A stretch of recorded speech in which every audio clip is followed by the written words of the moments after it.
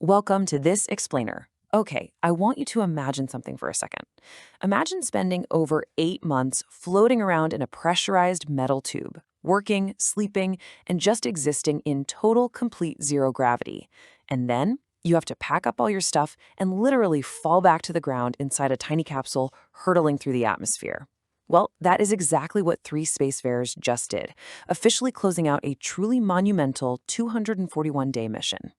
So, how do you actually pull that off? How do you safely drop from orbit all the way down to the broad steppe of Kazakhstan? Let's dive right into this intensely high-stakes process. We're tracking the return journey of the Soyuz MS-28 ferry ship here, and I've got to tell you, this is definitely not some gentle, floating glide back home. It is a fiery, highly calculated plunge that relies entirely on perfect timing and some serious physics to keep the crew alive. The sheer precision required here is just staggering. It kicks off at exactly 3:03 a.m. Eastern Time. The Soyuz capsule undocks from the space station's Russian Rassvet module and slowly backs away into the pitch black. About 2.5 hours later, once they're at a totally safe distance and perfectly lined up, it's go time. At 5:33 a.m., the braking rockets fire for exactly 4 minutes and 42 seconds. That specific burn drops them right out of orbit on a southwest to northeast trajectory. Then comes the really intense part. Atmospheric friction. The capsule rapidly decelerates in this massive, fiery envelope. Finally, at 6:17 a.m., the main parachute unfurls, setting them up for a seriously jarring, rocket-assisted touchdown at 6:27 a.m. near the town of Dzhezkazgan. It's violent, but it's a perfectly executed sequence that safely brought back Russian commander Sergey Kud-Sverchkov, flight engineer Sergey Mikaev, and NASA astronaut Chris Williams. Boom. You hit solid ground. Think about that shock to the system after 8 months without gravity. The immediate aftermath is a total scramble. Russian recovery crews were stationed right nearby, and they literally raced across the dust to get to the crew module. They actually have to physically haul the returning flyers out of that cramped little space because their bodies are instantly getting crushed by the sudden readjustment to gravity. They're carried over to these recliners for their first medical checks on Earth, handed satellite phones to call their families, and given this incredibly simple luxury, fresh fruit. Commander Kud-Sverchkov, sitting right there in his recliner, pretty much summed up the relief perfectly. He just said everything was smooth and perfect. Everything was just excellent. But you know, that wild, dramatic landing, that's literally just the very end of the story.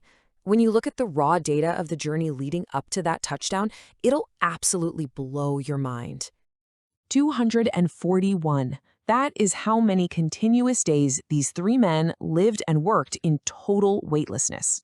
They launched back on November 27th, meaning for the vast majority of an entire year, they did not feel the natural pull of Earth's gravity. And during those months up there, they watched our planet spin beneath them for an unbelievable 3,856 orbits. Just sit with that for a second. They watched the sun rise and set thousands upon thousands of times during one single mission. Over that time, they traveled 102 million miles. 102 million. And they covered all of that immense ground while trapped inside a floating laboratory, basically looping around Earth at mind-bending speeds.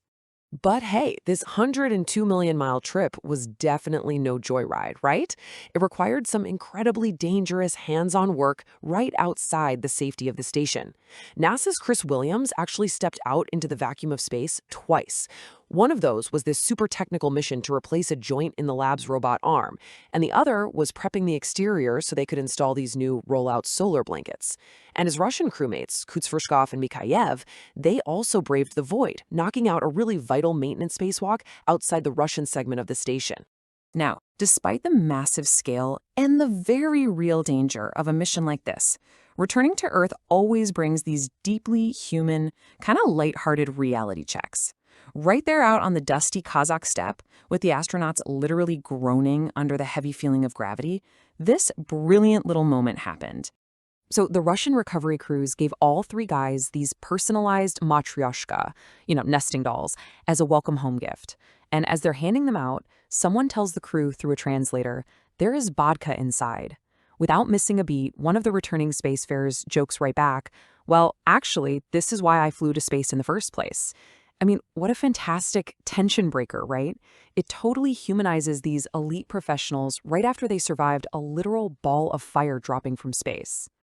But of course, while they're down there laughing and munching on fresh fruit, the work up above never stops. The ISS is constantly shifting gears.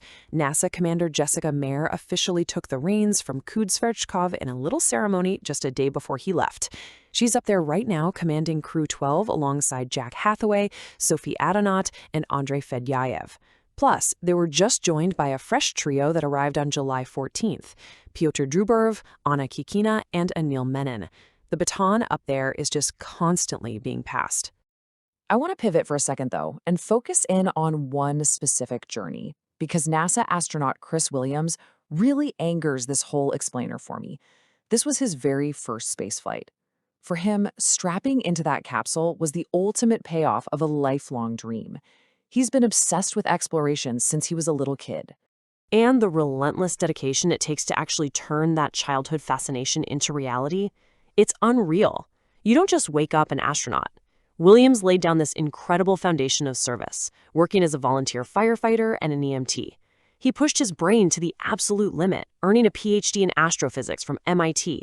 Then he serves as a board-certified medical physicist at Harvard Medical School. All of that grinding, all that work, culminated in him being selected for NASA's Astronaut Corps back in 2021. Talk about an extraordinary progression and just a total refusal to give up on a dream. Let's just slow down for a second and think about what all that hard work actually earns you. During an interview from the station, Williams said this really amazing thing. He said, "I think anybody that comes up here kind of turns into a little bit of a budding geologist when you see the amazing patterns of how things develop on Earth." He described how simply looking out that window completely alters your appreciation for our planet. You don't see borders anymore. You just see this raw, sweeping, incredible geology. And his ambition, it doesn't stop in low Earth orbit. When they asked him about the future and potentially going to the moon, Williams made this great point. He said the human eye and the human brain are the most unique, advanced tools we could ever bring to the lunar surface. He added, "I'd love to spend any free time I have sort of looking and drinking it all in." That right there, that pure human curiosity, that is the exact thing driving this entire space program. So, to wrap up this explainer, I want to leave you with a bit of a provocative question to chew on. When you step back from your own daily routine, how does viewing the world from a totally different perspective change what you appreciate most? Chris Williams and his crewmates literally traveled 102 million miles just to see our world differently and push human knowledge forward. Hopefully hearing about their incredible 241-day adventure inspires you to look just a little bit closer at your own place in the universe. Thank you so much for joining me for this explainer. Keep exploring and definitely keep looking up.